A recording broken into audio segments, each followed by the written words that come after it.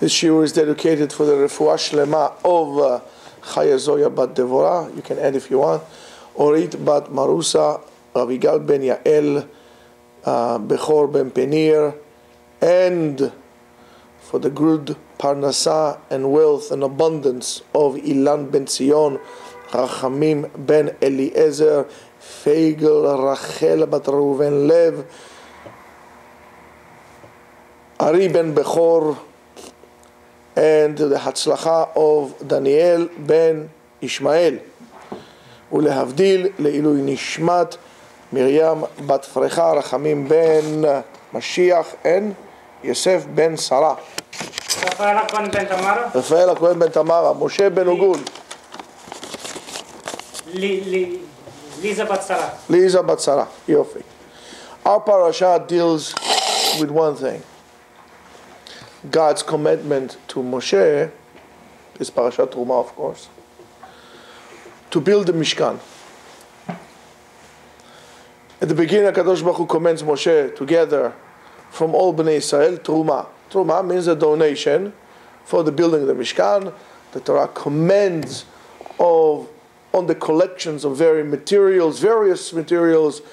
Some of them are very precious. Actually, I think all of them are precious. Most of them are precious. Zahav, gold, kesef, silver, nechoshet, copper,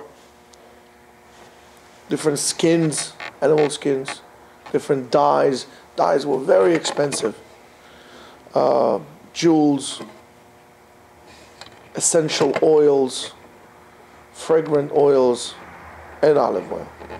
After that, we have one by one the exact instructions of how to build the Mishkan and the Kelim.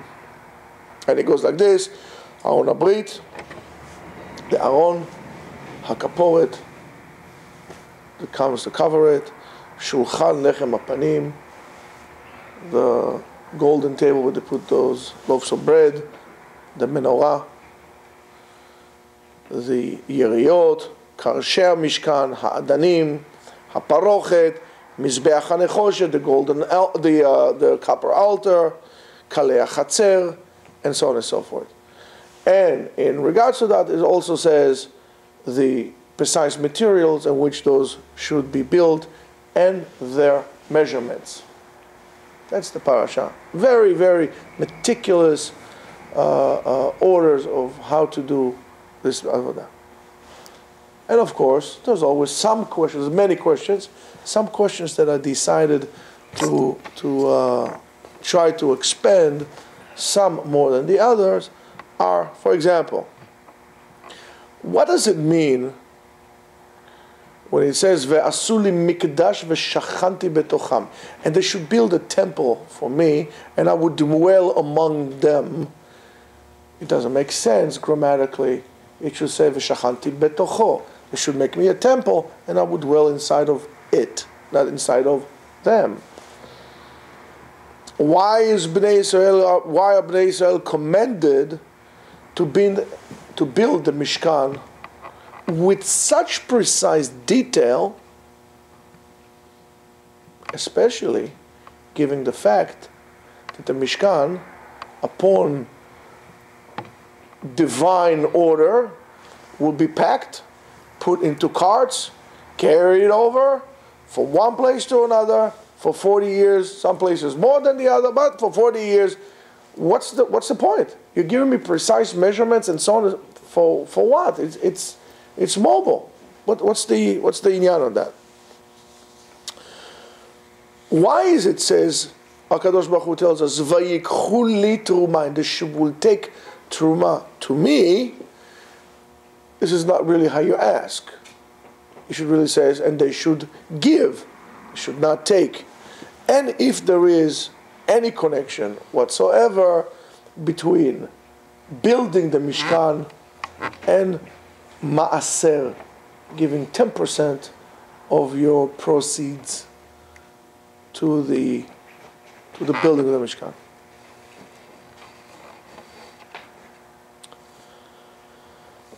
In this parasha, the Torah again tells us exactly what Kadosh Baruch Hu wants for us to build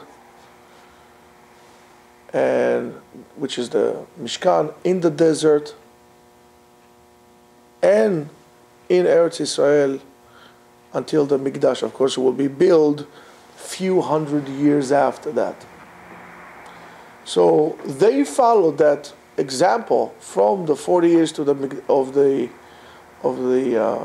Midbar, almost 400 years after that order was kept. And we should be aware that every detail, which is a very difficult thing, every detail in building a Mishkan, every process in building a Mishkan teaches us on spiritual work, avodah ruchanit, spiritual work that each and every one of us has to do of building his own personal Mishkan, tabernacle, inside of him. Each and every one. Every one of those kelim, the utensils in which to use, the menorah, the kior, shulchan, their location represents an internal process. Because the Kadosh Baruch Hu says, "Ve'asu li mishkan, ve'shachanti betocham," and they would make that place, and I would dwell among them. It says betocham ve'lo betocho, as we said previously. In other words, that the Shekhinah, the holy Shekhinah, is not only in a physical structure among us or with physical objects. It's called Mishkan because it's inside of each and every Jew as well. The Shekhinah is in each and every one of us as well. One of the things that the Torah commands us to do is build the Mishkan from what we call atzei shitim. ועשיתם את הקרשים למשכן, עצי שיטים עומדים. Chazal tells us that the word shitim comes from the word shtut. Shtut means nonsense. Shitim, shtut. Therefore, what's the remez, what's the hint of building the Mishkan from atzei shitim? The answer, according to Baalei Musar, Baalei Chassidut, and of course based on Kabbalah, is that in order to include and to enter Kedusha, holiness, in your life, in order to enter and to allow the penetration of wisdom in your life, a person must give up the ruach shtut, this nonsense spirit that resident inside of him. In other words, one must mature. One must mature and take those powers, the spiritual powers that are inside of him, and to root them into a positive action that has a meaning also. It's very important to pay attention that it has to be positive and has a meaning. You have to find the meaning, not only to designate this is a good deed, this is a bad deed, so okay, so I'll just do that. You have to find the good deeds that also have a meaning in you, and if there's a meaning to you, and if there's no meaning to you, you must find it. Because if there is no meaning in your actions, you're just doing it because you're doing it mechanically, what will happen is that what? What will happen? Nothing will happen because you won't do it. You'll do it 1 time, 2 times, 3 times.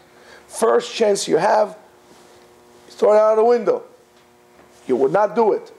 So therefore it has to be good and it has to be meaningful. You might have a good job, but if that job is not meaningful to you, it will be very hard for you to execute, to do the job, to be mitchaber, to connect yourself to asiyah, to doing. We have to do things. Chazal were very big on not sitting idle, doing nothing. You have to do something. Again, not to become obsessive about it, but to always be involved in building, in doing things.